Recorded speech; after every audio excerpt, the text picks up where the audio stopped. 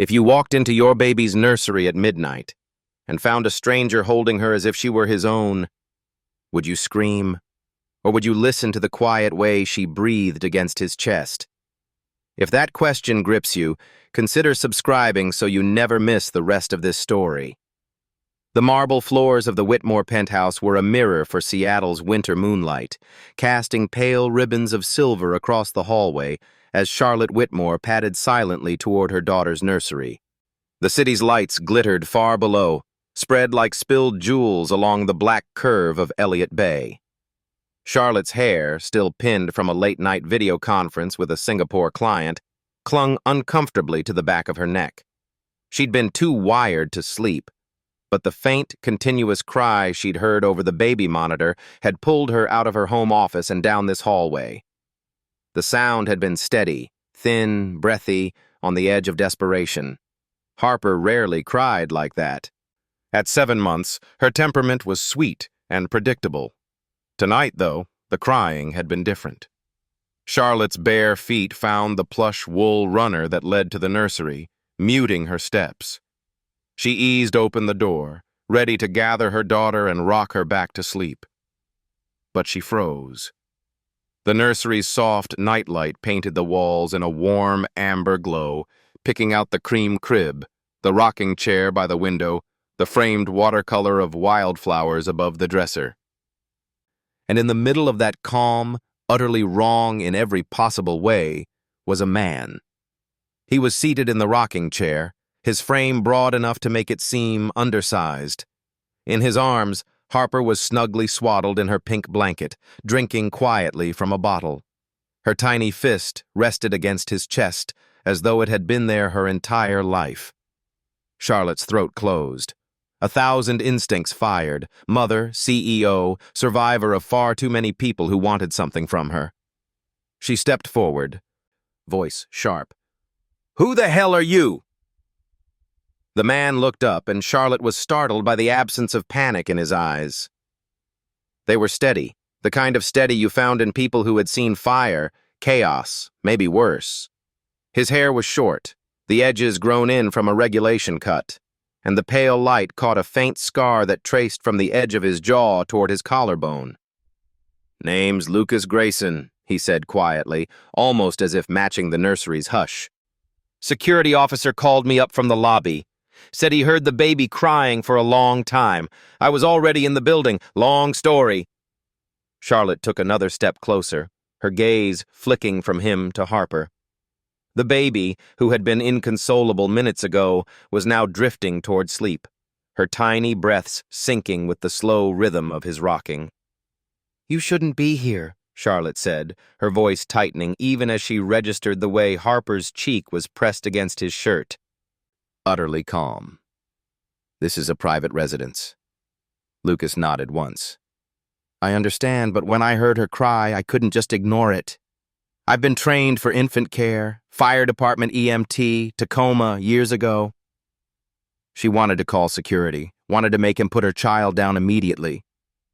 But there was something in his tone, no bravado, no sales pitch, just a quiet statement of fact, that made her hesitate. "Put her down," she ordered. He glanced at Harper. "She's almost finished. 2 more minutes and she'll sleep through the rest of the night." Charlotte clenched her jaw.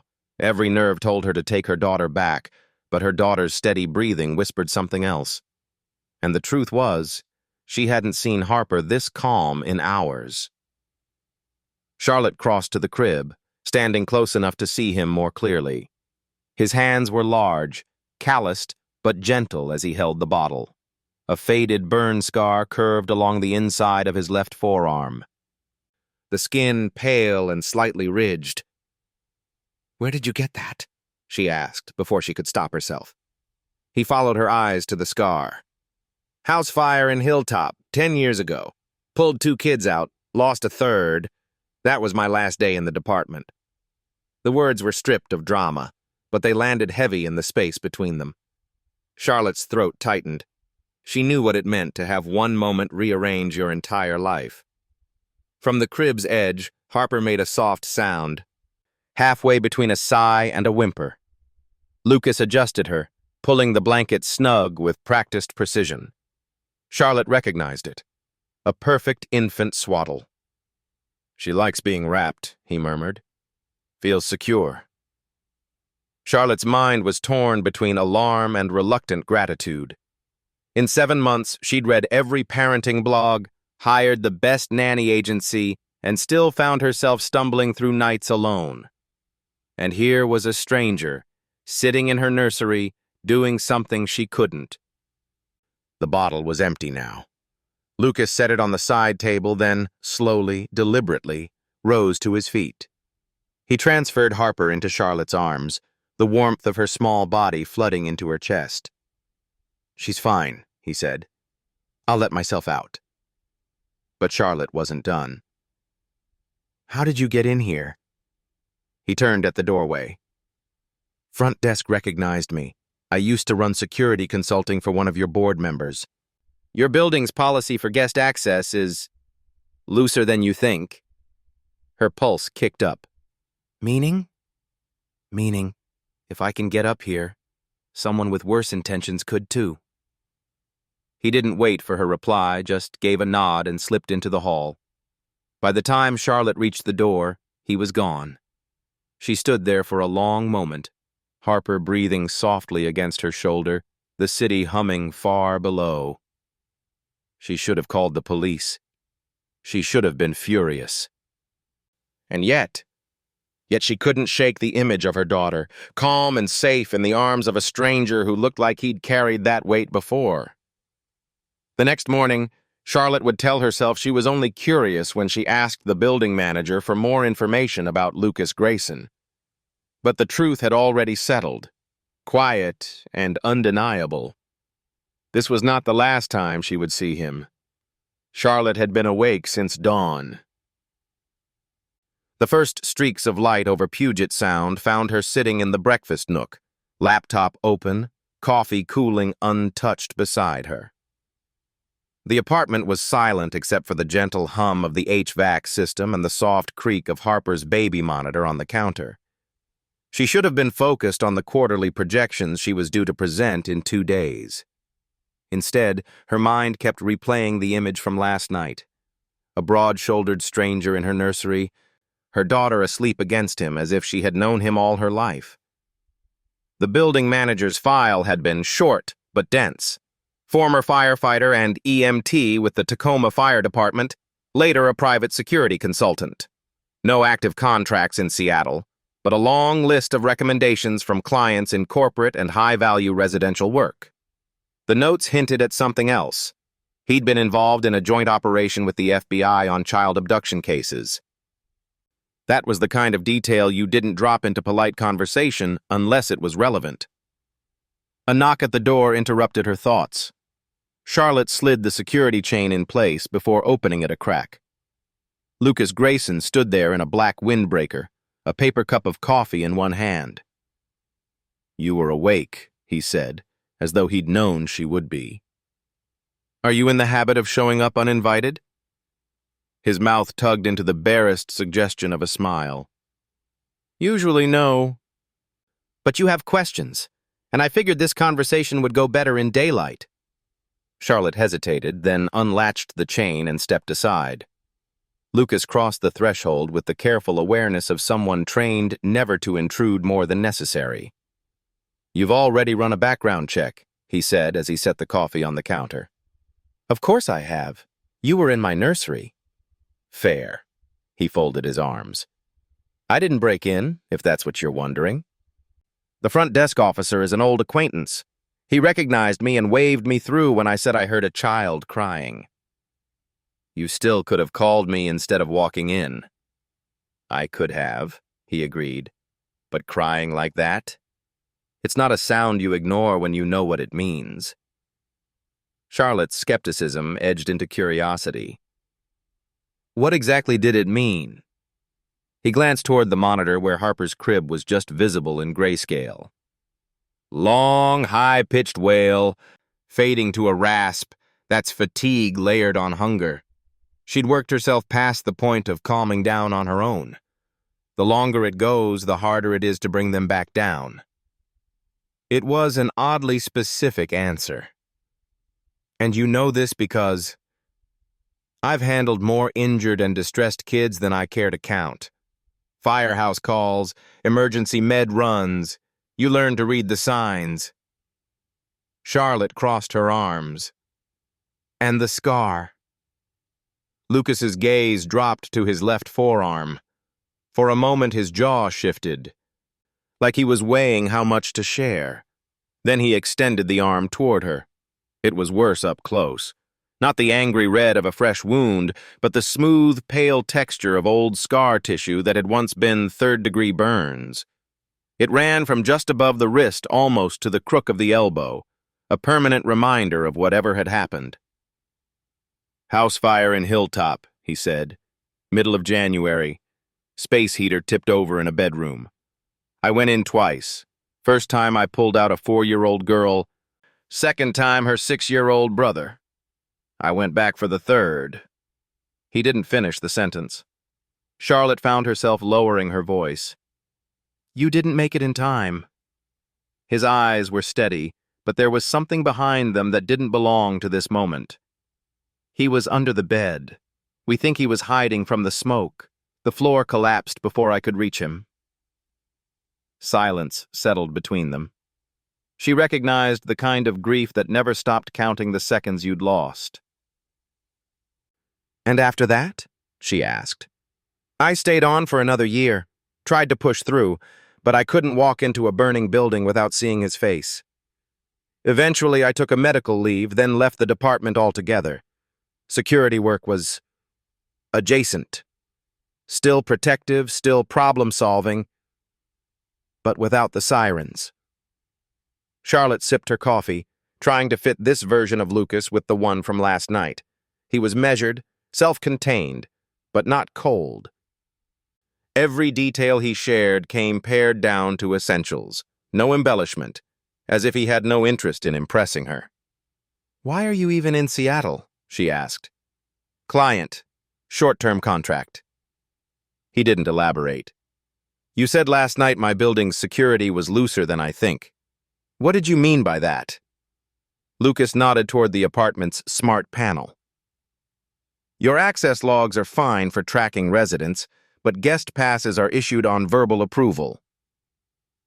That means if someone claims to be a friend of a tenant and the desk officer knows them even vaguely, they can get upstairs without much friction." Charlotte frowned. "That's a flaw." "It's a vulnerability," he corrected. "One that can be exploited if someone knows your schedule." Her pulse ticked higher.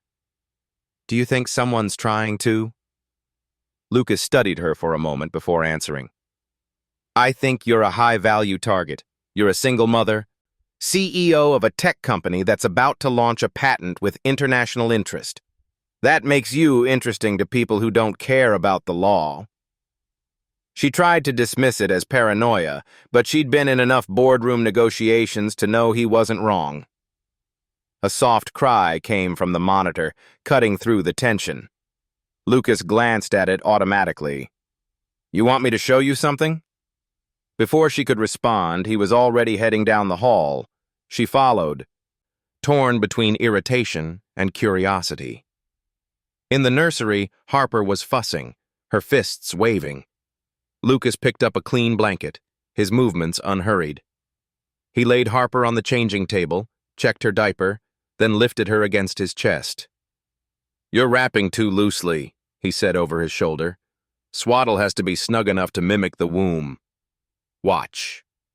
His hands worked with fluid precision, tucking, folding, securing, until Harper was bundled like a tiny burrito, only her round face visible. Within a minute, her cries softened, then faded altogether. Charlotte stood there, uncomfortably aware that she was impressed. "You could have just told me that last night," she said. "Some things are better shown," he replied, lowering Harper into her crib. They returned to the kitchen. "I'm not saying you need me," Lucas said, "but you might want someone who can see threats before they hit the front page. Last night, I came up because I heard your child in distress. The wrong person could come up for a different reason." Charlotte weighed the offer unspoken in his words. She wasn't used to letting anyone into her inner circle. Her life had been built on control over her company, her home, her image. But standing in her kitchen with this man who had held her child like she mattered, she felt the first flicker of something she hadn't in a long time, the possibility of trust. "I'll think about it," she said. "That's all I ask." He left without further ceremony, the door clicking softly behind him. Charlotte stayed at the counter, the morning light catching in her coffee, now stone cold. She told herself she was only considering his offer for Harper's safety. But deep down, she knew the truth. Lucas Grayson had stepped into her life in the most unexpected way possible, and part of her wasn't entirely sure she wanted him to step back out. By the time night draped itself over Seattle again, Charlotte was exhausted. Not in the usual post-board meeting way, but the kind of exhaustion that settled in her shoulders like a weight and made her double-check every lock in the penthouse twice. She had spent the day oscillating between two poles, distrust of Lucas Grayson and reluctant acknowledgement that he had been right about the building's security. Twice she had caught herself glancing at Harper's monitor with an unease she hadn't felt before last night. That unease deepened when her phone vibrated around 9 p.m. with a call from the front desk. "Ms. Whitmore," the concierge said, his voice low. "Mr. Grayson is here. He says you were expecting him." She wasn't, but her mouth betrayed her. "Send him up." When the elevator chimed, Charlotte stood by the kitchen island, arms crossed. Lucas stepped out in jeans, a navy hoodie, and a black canvas jacket. His hair was damp from the drizzle outside, his eyes scanning the room before landing on her. "Evening," he said simply. "I didn't call you." "I know, but I figured you'd want a follow-up after our talk this morning." He glanced toward the nursery. "And maybe a second opinion on your night routine." Charlotte wanted to tell him to leave. She also wanted him to walk through every inch of the apartment and confirm that it was impenetrable. "What's your angle, Lucas?" she asked. His jaw tightened slightly. "No angle. I've seen what happens when people think bad things only happen to other families. I'm offering you one night, me here, in case something happens. After that, you can decide if you want it to be more." She should have said no. But the image of Harper's soft breathing in his arms came back unbidden. "One night," she said finally, "and I'm not paying you for it." He smiled faintly. "Consider it a professional courtesy." Once the agreement was made, Lucas became a quiet, methodical presence. He walked the perimeter of the penthouse, checking doors, testing window latches, scanning the building's camera feed on Charlotte's tablet. He asked about the schedule of her cleaning staff, deliveries, and Harper's appointments. "People watch patterns," he explained. "If they know when your nanny leaves, when you run errands, when you're in the shower, they know when you're vulnerable." Charlotte followed him through the apartment, noting how he seemed to map the space in his head. He paused at the sliding glass doors to the balcony, running a finger over the lock. "This one's standard grade," he said. "Easy to bypass with a bump key." She bristled. "This building was supposed to be top-tier secure when I bought it." "Most people pay for the view," he said, "not the locks." Later, when Harper stirred from a light nap, Charlotte went to tend to her. Lucas hovered at the doorway, not intruding, but observing. "Mind if I?" he asked, nodding toward the crib. Charlotte hesitated, then stepped aside. Lucas scooped Harper up with the same confidence as the night before. She wriggled for a moment, then relaxed against him. "She remembers you," Charlotte murmured before she could stop herself. "Babies remember how they felt in your arms," Lucas replied. "If they felt safe, it sticks." It was such a simple statement, yet it rooted itself in her. When Harper was settled back in the crib, Charlotte found herself curious about the man moving so easily between shadow and comfort. "You mentioned working with the FBI," she said. What exactly did that mean? Lucas's gaze drifted, like he was replaying something in his mind. After I left the fire department, I did private security for a firm in Tacoma. One of our contracts involved assisting federal agents in a multi-state child exploitation investigation. My job was extraction, getting kids out before the suspects knew we were there. Her chest tightened. Dangerous work. Necessary work, he said. We got most of them out. Not all. You don't forget the ones you miss. There was no drama in his tone, just a quiet acceptance of the cost. Around 11, Charlotte made tea, offering him a mug without thinking. They stood by the floor-to-ceiling windows, the city spread in lights below them. "Why do you really care, Lucas?" she asked. "You don't know me. You don't know Harper." He looked at her then, and it wasn't the guarded glance she'd come to expect. "Because last night I saw a little girl in trouble and I could help. That's enough for me. Always has been." The simplicity of it left her without a retort. They didn't speak much after that. Lucas sat up on the living room couch, his jacket folded over the armrest, his phone charging beside him. Charlotte went to bed, but sleep didn't come quickly. She lay there listening for unfamiliar sounds, acutely aware that someone else was awake in her apartment, keeping watch. It was past 1 a.m. when she finally drifted off. At 3:17 a.m., a faint noise roused her. A shuffle, too deliberate to be the building settling. She reached for the baby monitor. Harper was asleep. She padded to the bedroom door, heart thudding, and found Lucas standing in the hallway, one hand raised in a signal for silence. He moved toward the front door, where the faint metallic sound repeated, a soft jiggle, like someone testing the handle from the outside. Charlotte's mouth went dry. Lucas didn't speak. He leaned toward the peephole, then relaxed his stance. The sound stopped. After a moment, he opened the door a few inches. The hallway was empty. "Probably someone drunk from the party on 12, he murmured, closing the door. But that's how they test reactions. See if anyone comes to the door. See how long it takes." Charlotte realized her hands were trembling. "You think it was deliberate?" "I think your gut's telling you it was," he said evenly. "And I trust gut instincts." Back in the living room, he glanced at her. "Still think you don't need security?" Charlotte swallowed. "I think I want you to stay another night." He gave a single nod as if he'd known she would say that. It wasn't a signed contract, not yet. But it was the first step towards something neither of them had expected when he'd stepped into her nursery the night before. Morning light spilled into the penthouse like liquid gold, washing away the edges of the uneasy night.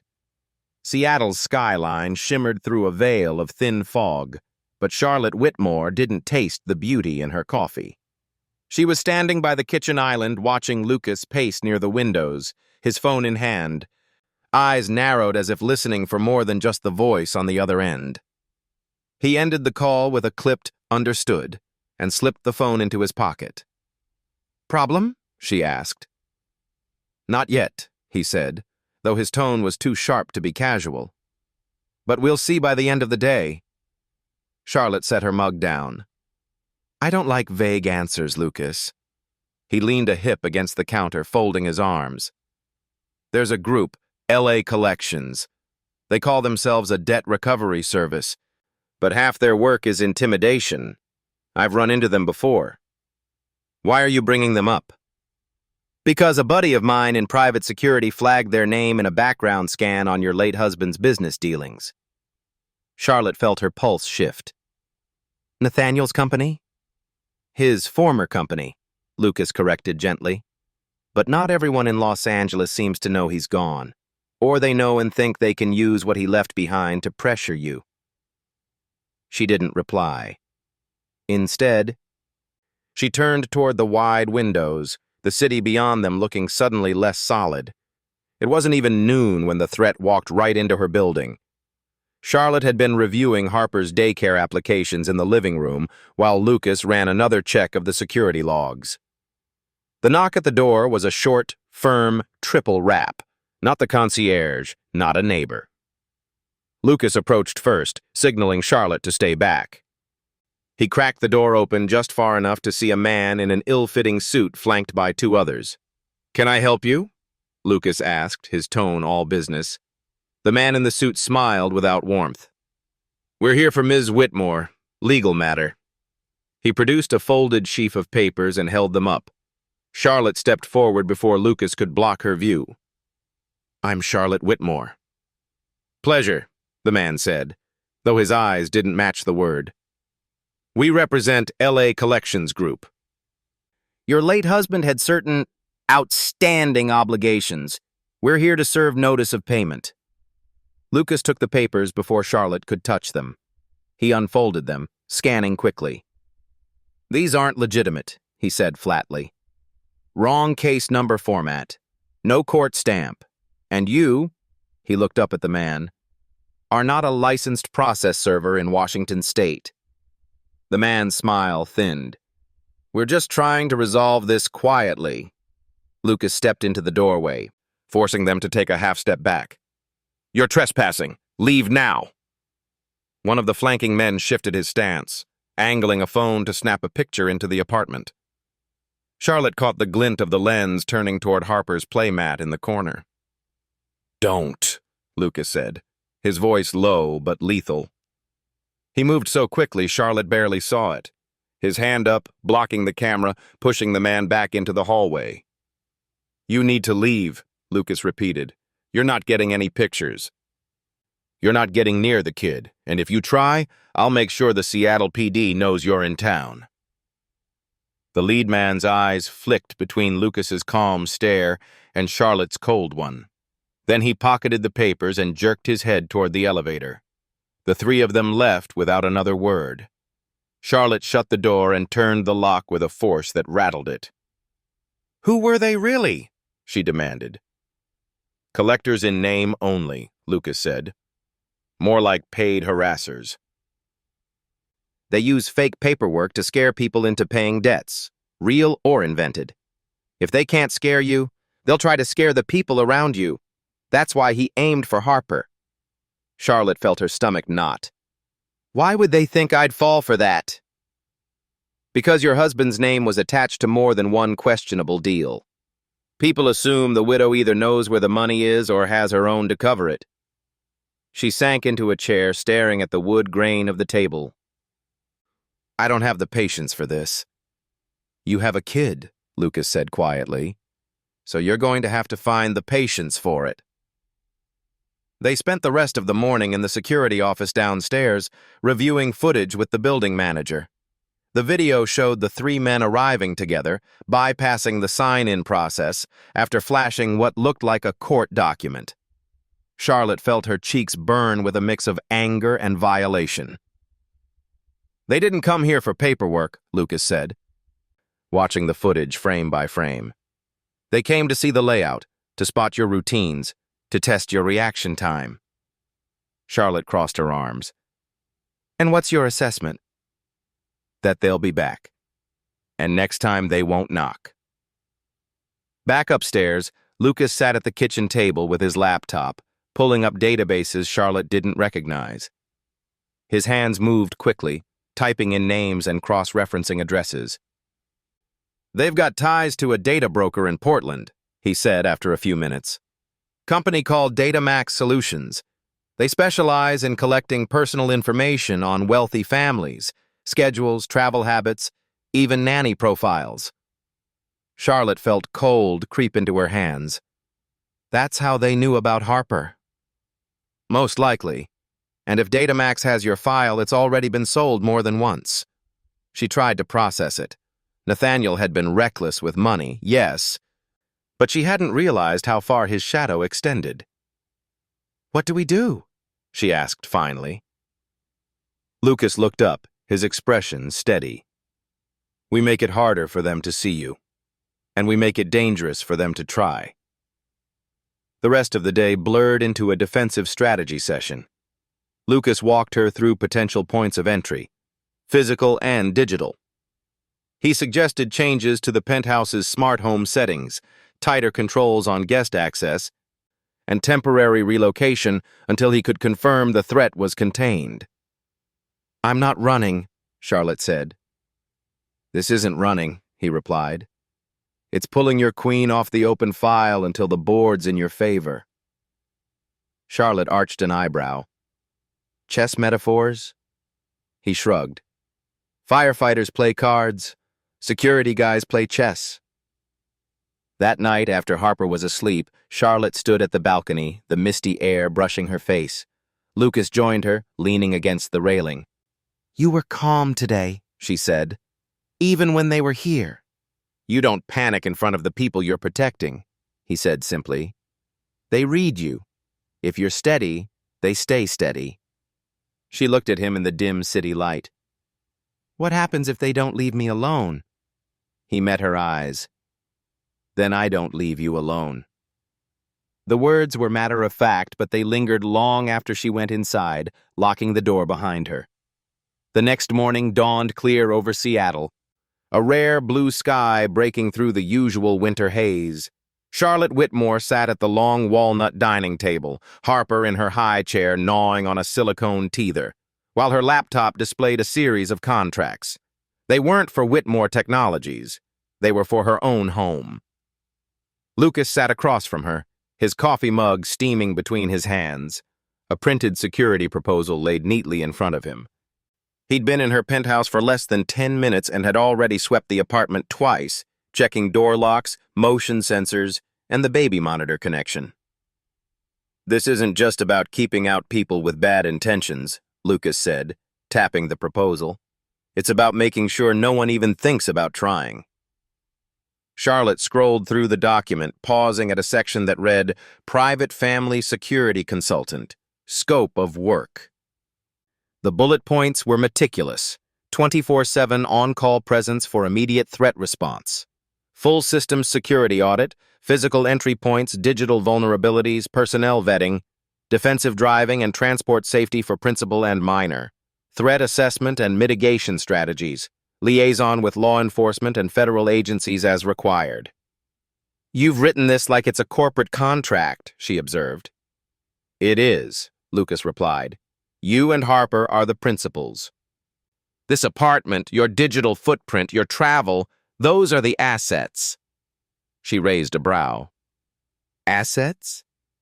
"Everything that can be exploited is an asset to a threat actor. My job is to make those assets harder to reach than anything else they could target." She took a sip of her coffee, considering. "And the fee?" "Reduced rate." "You're not just a client. You're a mother with a baby. I'm not here to drain you dry." Charlotte smirked. "You've seen my net worth. That's not the point." She leaned back, studying him. There was no flattery in his tone, no ulterior glint in his eyes. "Why me?" He hesitated, then shrugged. "Because I was there that night. Because I know how it feels to lose someone you're supposed to protect. And because Harper deserves to grow up without ever knowing what that's like." The sincerity in his voice was disarming. The pen felt heavier than it should when she picked it up. "1-month trial," she said. "We'll see if we can tolerate each other." Lucas gave a brief nod. "Fair enough." She signed. The first hour under the new arrangement was like watching an artist dismantle and rebuild a gallery, except the gallery was her life. Lucas started with the penthouse's smart system, sitting at her desk with 2 laptops open. "Your Wi-Fi network is too predictable," he said, fingers flying over the keyboard. "The name Whitmore Penthouse is basically an engraved invitation. We're changing it, splitting the network for guest devices and setting up a hidden SSID for your personal use." Charlotte watched over his shoulder. "You could hack me if you wanted to." He didn't look up. "If I wanted to, you wouldn't know it happened. That's why you need someone like me." It wasn't arrogance. It was fact. and it made her skin prickle. Next, he examined the building's integrated security feed from the concierge desk. The lobby camera angles leave blind spots near the elevator. Anyone standing there could avoid being caught on footage. We'll have to reposition at least 2 units. Good luck convincing the condo board, she muttered. I don't need to convince them. I'll just provide evidence of a potential liability and let the building's insurance carrier do the rest.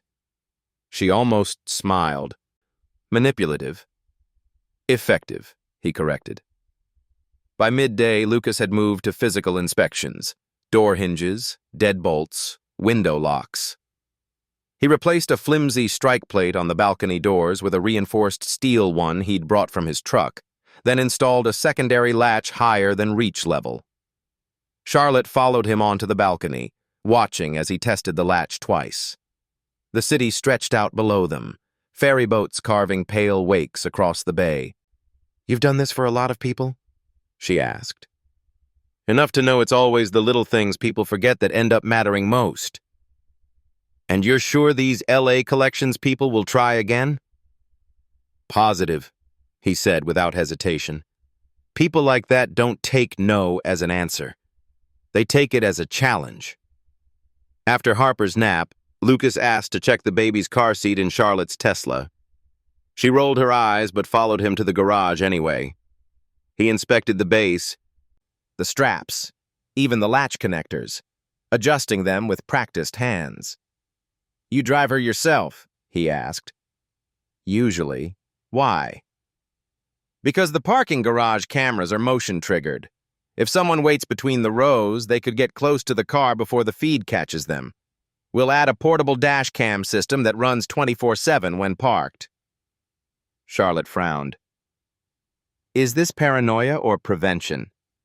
He glanced at her, his expression unreadable. Paranoia is when you think someone's watching.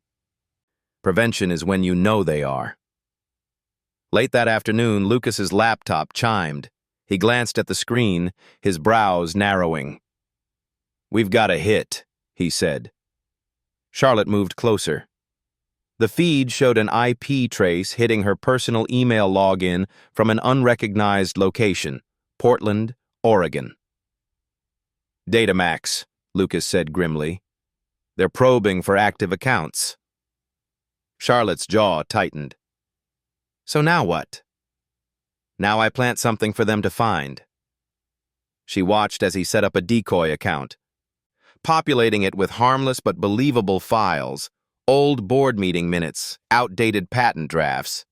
If they take the bait, we'll know their exact entry point, he explained. The day wound down with Harper on a blanket in the living room, Charlotte on the couch, and Lucas seated cross-legged on the floor, stacking soft blocks for the baby to topple. He did it without looking at his phone, without glancing at the TV, as though the only thing in the room worth his attention was the small human giggling at her own chaos. Charlotte found herself studying him. Not his build, not his scars, but the way he seemed entirely comfortable in a space that wasn't his, without making it feel like an intrusion. When Harper's eyelids began to droop, Lucas handed her over without a word. After Charlotte put Harper down for the night, she found Lucas in the kitchen washing the bottle. That's not in the contract, she said lightly. He shrugged. Neither was last night. She leaned against the counter. I'll admit it's less stressful having you here. That's the point, he said, drying his hands. Stress makes people miss details. Missed details are what threats live on. Charlotte tilted her head. And what happens if there's no threat? Lucas met her eyes.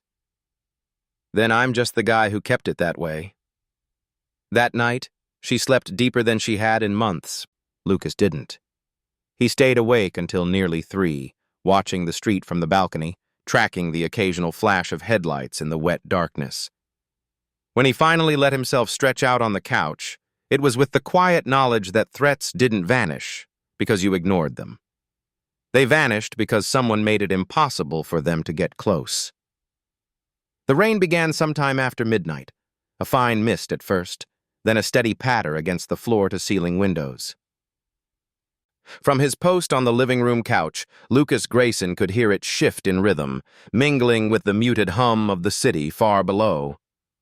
He hadn't intended to stay awake this long.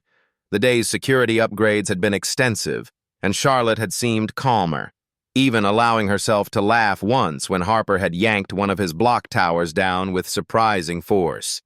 But calm wasn't the same as safe. He knew better than to let weather or silence convince him the night would pass quietly. The apartment's security panel was armed, the camera feeds running in real time on his laptop beside him. Every 20 minutes, he rose to check the balcony doors and the front entry, his steps light on the polished wood floors. It was just past 2:30 a.m. when the first alert sounded. A low, urgent ping from the panel made Lucas straighten instantly. He crossed to the screen, scanning the small red icon flashing in the corner. Service door. Breach detected. The service door was rarely used, an access point off the utility hallway meant for maintenance staff. In Lucas's earlier sweep, it had been locked and deadbolted. He moved quickly to Charlotte's bedroom door, rapping twice. "Charlotte," he said, his voice low but sharp enough to wake her. A moment later she emerged, robe pulled tight, hair tumbling over her shoulders. "What is it?" "Service door. Stay in here with Harper. Lock the door and don't open it for anyone but me." Charlotte's eyes widened, but she nodded. "Lucas." "Lock it," he repeated, already moving down the hall. The utility corridor smelled faintly of paint and metal polish, a narrow space lit by a single recessed bulb. The security camera feed on his phone showed a figure at the door. Black hoodie, gloves, a mask covering the lower half of the face. The intruder was working a thin piece of metal into the latch. Lucas didn't shout or rush forward. Instead, he slipped into the small alcove near the service elevator, letting the intruder commit to the entry. The click of the lock disengaging was almost inaudible over the rain. The masked figure pushed the door open and stepped inside, closing it quietly behind him. For a heartbeat, he stood still, scanning the hallway. Then he reached into his pocket and pulled out something small and square. USB drive, Lucas noted instantly. In one fluid motion, Lucas stepped out from the alcove and pressed the muzzle of his flashlight against the man's shoulder, blinding him with the beam. "Lose something?" Lucas's voice was calm, controlled. The man flinched, half raising a hand to shield his eyes. "Whoa, look, man." "Put it on the ground," Lucas interrupted, nodding to the USB. "Now." The intruder hesitated, then crouched and set it down. Lucas kicked it back toward himself, never breaking the beam of light. "You know where you are?" Lucas asked. The man didn't answer. "This is a private residence, which means you've just committed felony burglary in a city with more cameras than coffee shops. Want to tell me who sent you?" The man's jaw worked, but he stayed silent. Lucas could see his chest rising fast, the erratic breathing of someone who hadn't expected to be confronted. "Here's what's going to happen," Lucas said evenly. "You're going to leave the way you came in, and I'm going to decide whether the police need to meet you in the lobby or 3 blocks away. But that decision depends on what you tell me about this." He held up the USB between 2 fingers. The intruder's eyes flicked to it, then away. "I don't know what's on it," he muttered. "I was told to put it in her system. That's it." "Her?" The man clamped his mouth shut again. Lucas stepped closer, letting the flashlight's beam drop just enough to reveal his own face. "If you think hiding your boss's name will protect you, you're wrong. But telling me might just keep you breathing a little longer in whatever hole you crawl back to." The man's throat bobbed. "Portland, Datamax. That's all I know." Lucas gave a slow nod. "Then get out. Now." The intruder bolted through the service door, his footsteps fading down the utility hall.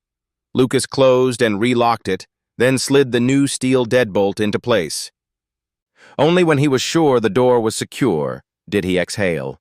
He pocketed the USB and headed back toward the main apartment. Charlotte was waiting in the hallway outside her room, Harper balanced on one hip. The baby was drowsy, but her tiny fist clung to her mother's robe. "Is it over?" Charlotte asked. "For tonight," Lucas said. He held up the USB. "This was in his pocket. He was supposed to plug it into one of your systems. That's how they'd get inside, digitally." Charlotte's grip on Harper tightened. "Datamax?" He nodded. "Confirmed. Which means they've moved from watching to acting. We'll see what's on this, but my guess is spyware or data exfiltration code." They sat at the kitchen table, Lucas's laptop open. He handled the USB with a small adapter, isolating it in a virtual sandbox to prevent contamination. As lines of code scrolled across the screen, Charlotte leaned closer. "What am I looking at?" "Remote access tool. Once it's in, they'd have full control of any connected device. Emails, files, camera feeds, even the baby monitor." Charlotte's stomach turned. "They could see her. In her crib." "Yes," Lucas said quietly. "Which is why I was down that hall in 30 seconds instead of calling the cops first." The implications hung between them. Charlotte realized how quickly this had escalated, from a stranger in her nursery to fake legal threats to a masked man in her service hall, and all of it tied to her late husband's shadow. She straightened. "We're not waiting for them to try again." "No," Lucas agreed. "We're not." By 4 a.m., the USB had been cloned for evidence. The original locked in a small, fireproof box Lucas kept in his truck. He rechecked every lock and sensor in the apartment before finally allowing himself to sit. Charlotte lingered at the kitchen counter, Harper now asleep again in her arms. She studied Lucas, the way his posture stayed upright despite the hour, the steady way he scanned the room even in the quiet. "You don't scare easily," she said. "I've been scared before," he replied. "I just learned what to do with it."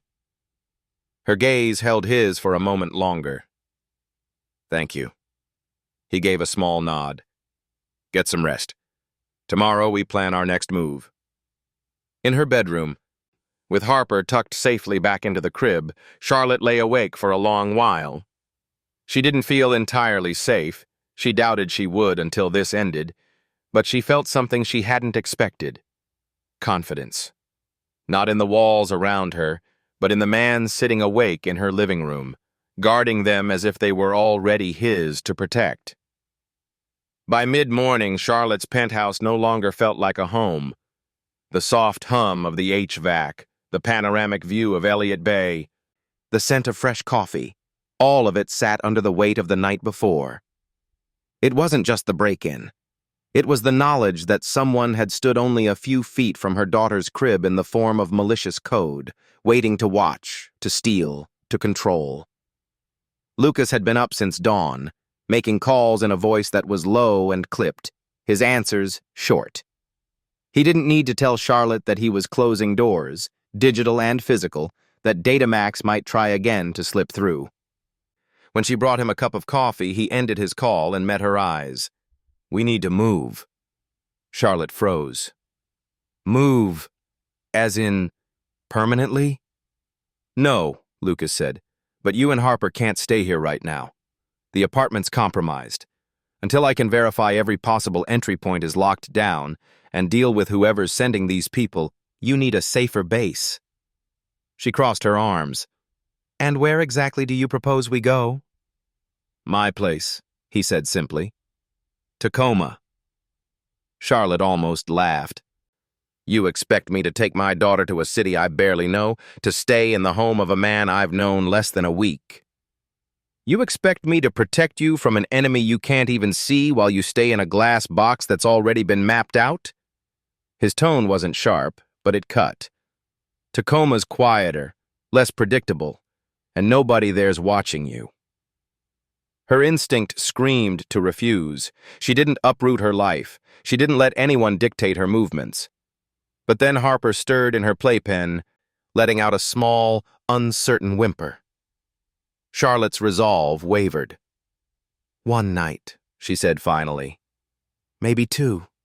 They left just before noon, Lucas driving a dark gray SUV that looked unremarkable enough to blend into traffic but sturdy enough to weather anything. Harper's car seat was anchored firmly in the back, her little hands clutching a plush rabbit. The city's high-rises gave way to the suburban sprawl along I-5, then to stretches of green and industrial yards. Charlotte sat in the passenger seat, her phone silent in her lap. Lucas drove with a steadiness she found oddly calming. No unnecessary lane changes, no sudden acceleration, always scanning the mirrors. "You grew up in Tacoma?" she asked after a while. "South End," he said. "Near the Sound. Used to be a neighborhood of small houses and big yards before developers started sniffing around. My parents moved when I was 18. "And you stayed?" "I stayed," he said. "Joined the fire department right out of high school. The city's in my blood for better or worse." They turned off the main road into a quiet residential area lined with maple trees, their leaves turning deep red in the late-season chill. Lucas pulled into the driveway of a modest two-story craftsman with slate-blue siding and a small front porch. "This is it," he said, cutting the engine. Charlotte was surprised. She had expected a bachelor's bunker, something stark and utilitarian. But the house had the kind of warmth you couldn't fake. A wooden swing hung from the porch, and the flower beds, though sparse for winter, had been carefully tended. Inside, the air smelled faintly of cedar. The living room was open and inviting, with a well-worn leather sofa, a sturdy oak coffee table, and shelves lined with books and framed photographs. Charlotte's eyes fell on a picture of a younger Lucas in firefighter gear, arms slung around two laughing kids with soot-streaked faces. She glanced at him, but he was already carrying Harper's diaper bag toward the guest room. The guest room was simple but comfortable. Queen bed, warm quilt, soft light from a lamp on the nightstand. Lucas set the bag down and nodded toward the crib he had already set up in the corner. "You keep a crib here?" Charlotte asked. "Bought it last year when my sister visited with her twins. Never took it down. Figured it might come in handy." She traced the quilt stitching with her fingers. "This place, it doesn't feel like what I expected." "That's because it's mine," he said. "And no one from LA Collections or Datamax knows it exists." After settling Harper for a nap, Charlotte wandered into the kitchen, where Lucas was at the stove cooking something that smelled warm and savory. "Soup," he said without looking up. "Chicken and barley. Good for keeping your hands busy when your head's full." She found herself leaning against the counter, watching him move. "You cook?" "When you've lived alone long enough, you either learn to cook or live on takeout, and takeout gets old fast."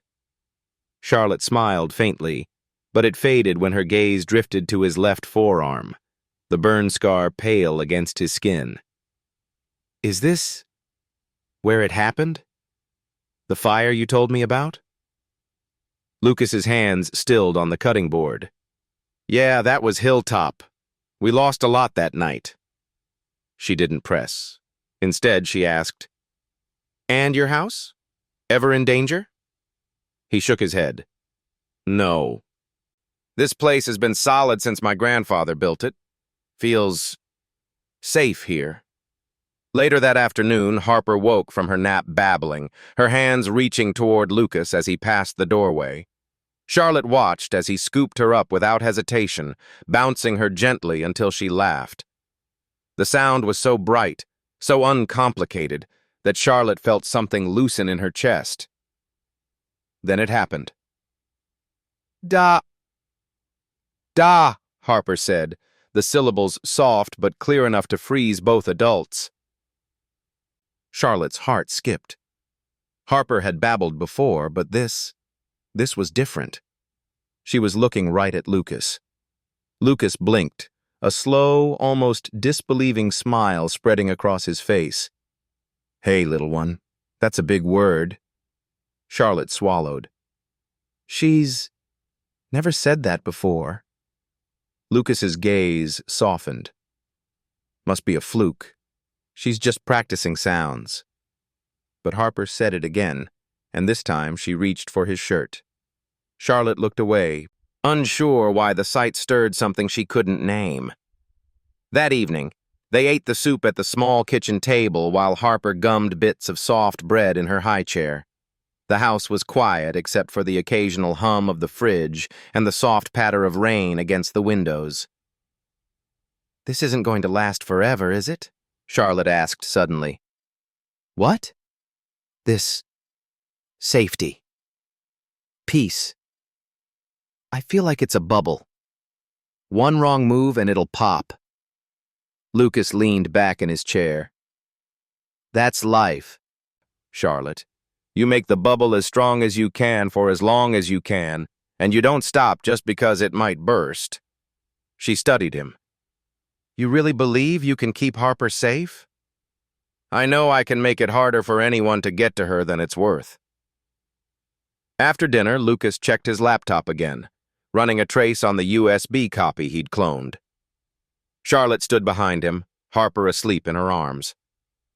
"They tried to access it," Lucas said after a moment, "from a server in LA. That means they know it's been intercepted. They'll change tactics now." Charlotte tightened her hold on Harper. Which means, Lucas said, closing the laptop, "we have a narrow window to find out exactly who's pulling the strings, and shut them down." That night, Charlotte lay in the guest room, the sound of the rain a steady rhythm outside. She could hear faint creaks as Lucas moved through the house, checking locks, making sure everything was as it should be. She realized, with a strange mix of gratitude and unease, that she trusted him here, in his space, with her daughter. Maybe it was the way he carried Harper, or the way he never overpromised but always delivered. For the first time in days, sleep came without the taste of fear in her mouth. The morning in Tacoma was pale and cool, sunlight drifting in through the blinds like sifted flour. Charlotte awoke to the smell of coffee and the faint scrape of chair legs against wood flooring. For a fleeting moment, she forgot why she was here. Then Harper stirred in the crib beside her bed, and the memory returned. Seattle's penthouse breached, the masked intruder, the USB from Datamax. She rose, slipped on a sweater, and carried Harper to the kitchen. Lucas was at the table, a mug in one hand, and his laptop open to a series of maps and data tables. Lines and pins marked several locations: Seattle, Portland, and now Los Angeles. "Morning," he said, glancing at Harper and offering a small smile. "She sleep okay?" "Better than I expected," Charlotte said. "What's all this?" "Trail of breadcrumbs," Lucas replied, tapping the screen. "After they tried to access the decoy USB last night, I traced the request. It bounced through a couple of servers in Portland and Vegas before landing in Los Angeles. But there's a specific address there that keeps coming up." Charlotte eased into the chair opposite him. "Whose address?" He turned the laptop so she could see a name printed in bold at the top of a dossier. Vincent Carver. The name stirred something in her. She'd seen it before, in Nathaniel's old financial statements, on the margins of contracts she'd never been allowed to ask about. "He did business with my husband," she said quietly. Lucas nodded. "Debt broker, but that's just the surface. He specializes in asset acquisition through intimidation, legal and otherwise. If your husband owed him money or was part of one of his schemes, Carver wouldn't just let it go when Nathaniel died. He'd look for a way to squeeze you." Charlotte's pulse quickened. "And Datamax?" "They're his fishing line," Lucas said. "Carver pays them for personal data on his targets, routines, vulnerabilities, leverage points. In your case, that's Harper." Her stomach knotted. So all of this, from the fake legal threats to the break-in, it's him? I'm certain of it now, Lucas said. And if we don't hit back soon, he'll escalate. Charlotte held Harper close, feeling the baby's small fingers curl against her sweater. What does hit back look like? Lucas leaned back, studying her. It means gathering enough evidence to put him away. FBI-level evidence. The kind that makes it impossible for him to touch you again. That sounds dangerous. It is, he admitted. But the alternative is waiting for him to make the next move. And that move could be worse. She swallowed hard. What do you need from me? Everything you have on Nathaniel's dealings with him, Lucas said. Emails, contracts, bank transfers, anything you thought was too small to matter. For the next hour, Charlotte combed through her cloud backups and an old hard drive, pulling every document with Carver's name or associated companies. Lucas scanned each one, cross-referencing with public records and his own databases. At one point, he paused over a scanned contract. Here, this clause. It's an unregistered intellectual property transfer. Looks like Nathaniel signed over partial rights to something called Project Helix. Charlotte frowned. That's a software prototype we shelved 2 years ago. It's worthless now. Not to Carver, Lucas said. He could use it as collateral in illegal deals or claim it's worth millions to justify pressuring you into a settlement. She realized, with a sinking feeling, that she'd underestimated just how far Carver's reach might go. By midday, Lucas had enough to draw a web linking Carver to at least 6 shell corporations, 2 in Nevada and 4 in California, all tied to questionable transfers. Charlotte stared at the lines on the screen. How do you even fight someone like this? You don't fight him in the open, Lucas said. You box him in. Make him think he's still holding the cards until he's too far in to back out.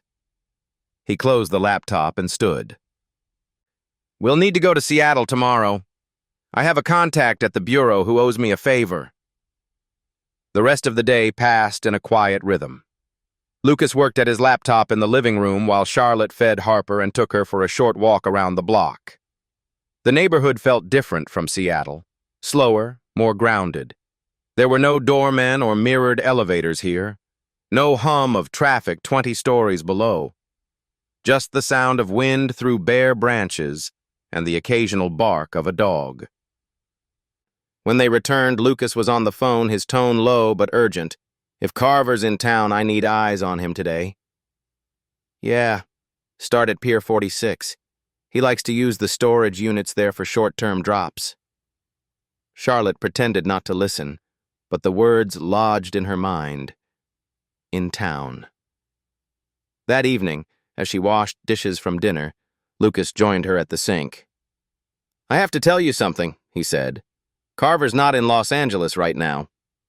He flew into SeaTac this morning. Her hands stilled in the soapy water. He's here?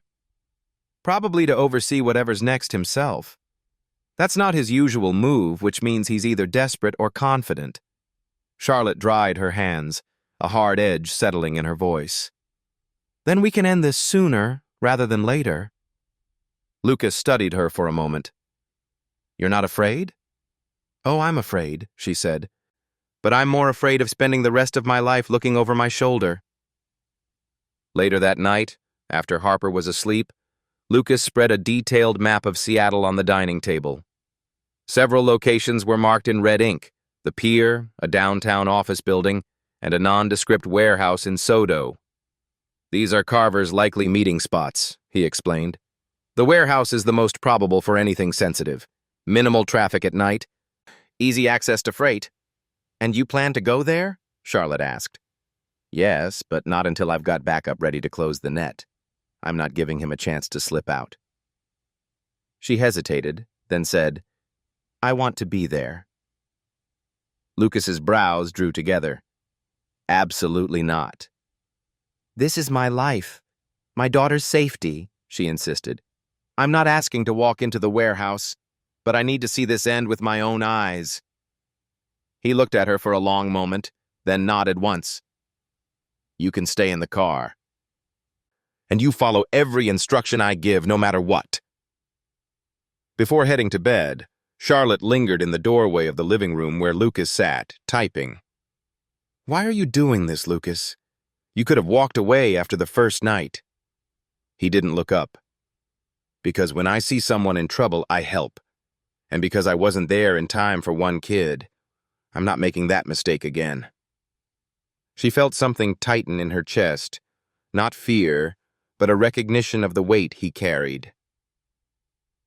In her room, with Harper's soft breathing beside her, Charlotte thought about the map, about the name Vincent Carver, about how close this man now was to their lives.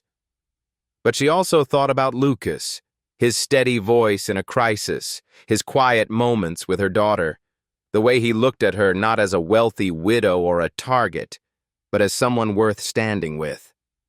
She wasn't sure what tomorrow would bring, but for the first time, she believed it could bring an ending. The rain was back by the time they reached Seattle, coming down in a steady, cold curtain that slicked the streets and turned the sky into a low, pewter dome. The waterfront was nearly deserted, save for the occasional longshoreman in a reflective vest and the distant thrum of a crane unloading freight. Lucas parked the SUV 2 blocks from Pier 46, close enough to keep watch, but far enough to avoid catching the eye of anyone inside the fenced compound. Charlotte sat in the passenger seat, her hands curled around a travel mug she hadn't touched, watching him check the contents of his backpack one last time. A dark baseball cap, a small encrypted radio, a pair of black gloves, and, tucked carefully into a side pouch, a compact camera with a high-powered zoom lens. "Last chance to change your mind," Lucas said, looking at her. Charlotte shook her head. "We've been waiting for this. I'm not turning around now." "You stay here. You keep the engine running. And you don't open this door unless it's me or a badge you can verify. Understood?" "Understood," she said, though her stomach was already knotted. Through the misting rain, she watched him slip away into the shadows along the pier, his frame merging with the dark lines of the loading bays. She couldn't hear his footsteps, only the occasional creak of metal and the whisper of water lapping against the pilings. From the driver's seat, she had a partial view of the warehouse entrance, an unmarked metal door with a narrow awning. 2 men in heavy coats stood outside, their posture the unmistakable blend of boredom and alertness that came with guarding something important. Charlotte's phone buzzed. A message from Lucas flashed on the screen. 2 guards. Inside with Carver now. Wait for signal. She swallowed hard and texted back, "Be careful." Inside the warehouse, the air was thick with the smell of oil and salt water. Lucas moved along the catwalks above the floor, keeping low, his camera tucked close as he captured image after image of the meeting below. Vincent Carver was hard to miss. A tall man in an expensive charcoal suit that seemed out of place among the stacks of freight crates. His hair was slicked back, his smile a sharp line as he spoke to a shorter man in a windbreaker who was sliding a hard drive across a metal table. From this vantage point, Lucas could see the other details, the black duffel bags stacked near the table, the glint of gold from a watch on Carver's wrist, the casual way one of the men nearby rested his hand on a holstered gun. He pressed the radio mic clipped to his collar. "Package in play. Moving to intercept." Back in the SUV, Charlotte caught movement in her side mirror. A pair of dark SUVs easing into the far end of the street. Their headlights were off, but the shapes of their grill guards and the faint red-blue strobe from inside told her they weren't Carver's people. A second later, her phone lit with a one-word text from Lucas. FBI. Her breath caught. This was it.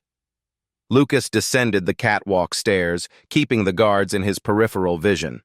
The Bureau's tactical team was moving in from the loading dock, silent and coordinated. He just needed to keep Carver talking until they closed the net. Stepping out of the shadows, Lucas let his boots hit the concrete loud enough to draw eyes.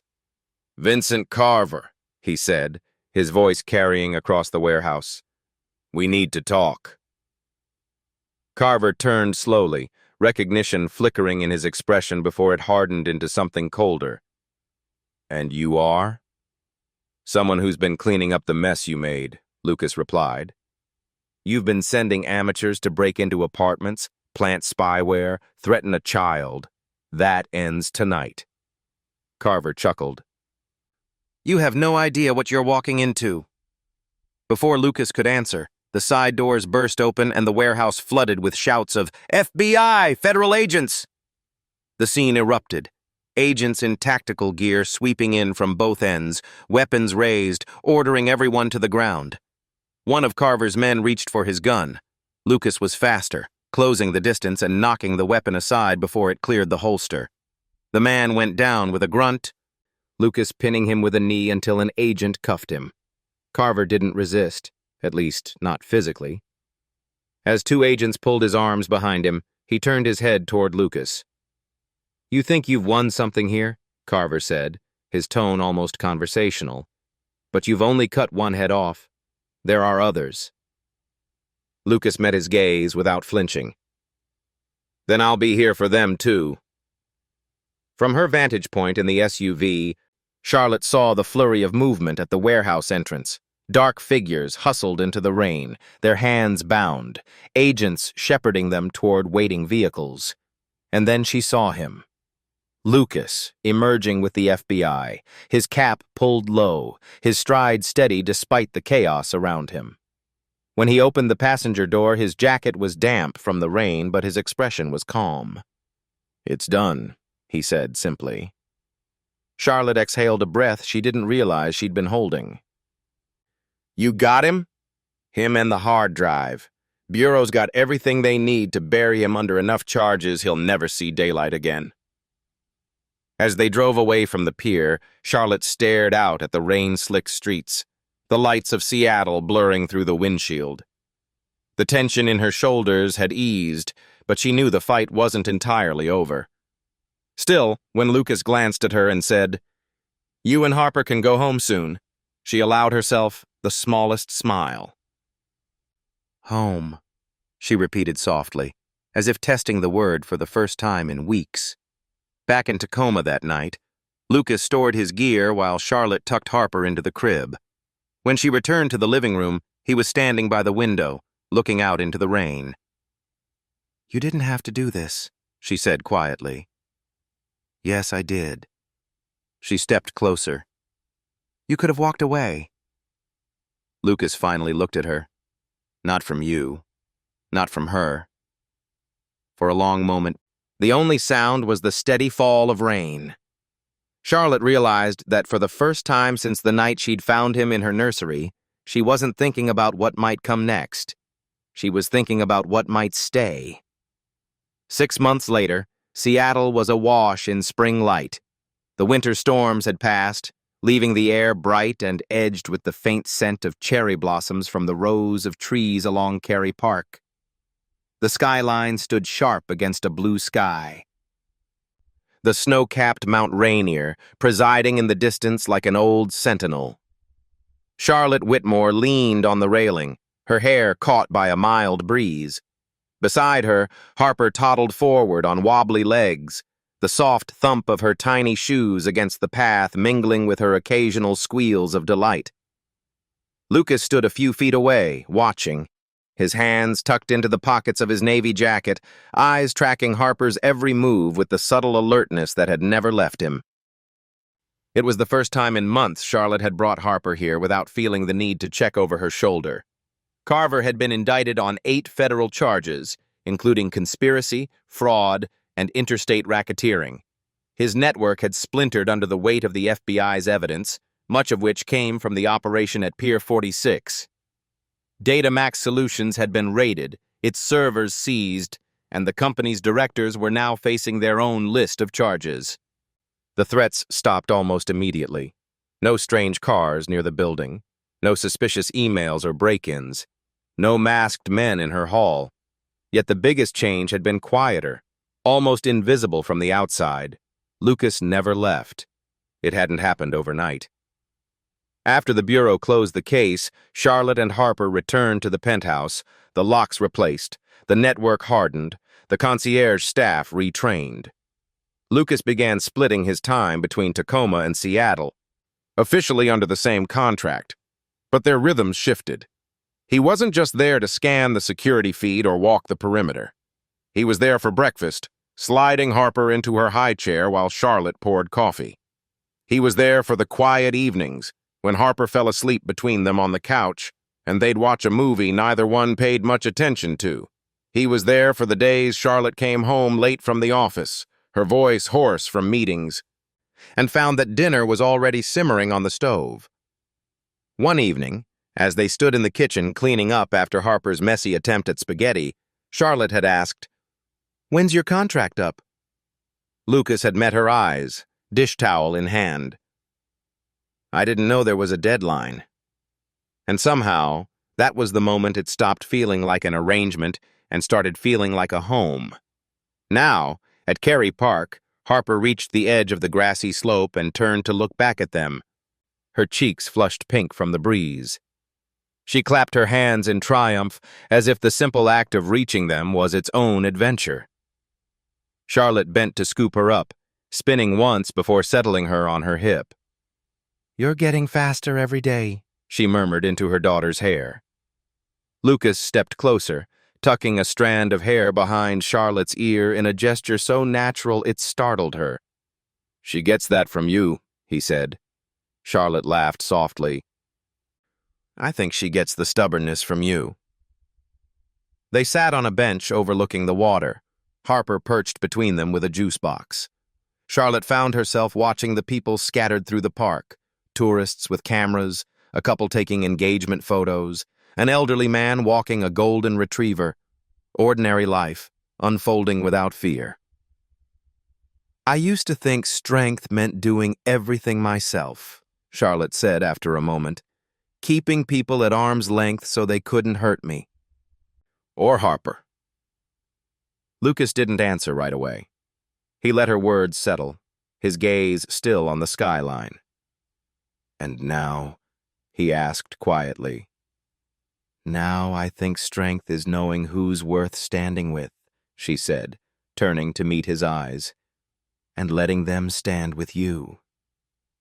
Something in his expression shifted, a mix of gratitude and something deeper, unspoken. That evening, back at the penthouse, the three of them had dinner together. Nothing fancy, just roasted chicken, vegetables, and fresh bread. Harper insisted on tearing into pieces far too big for her mouth. Afterward, Lucas took her to the nursery, reading from a board book until her eyes drooped.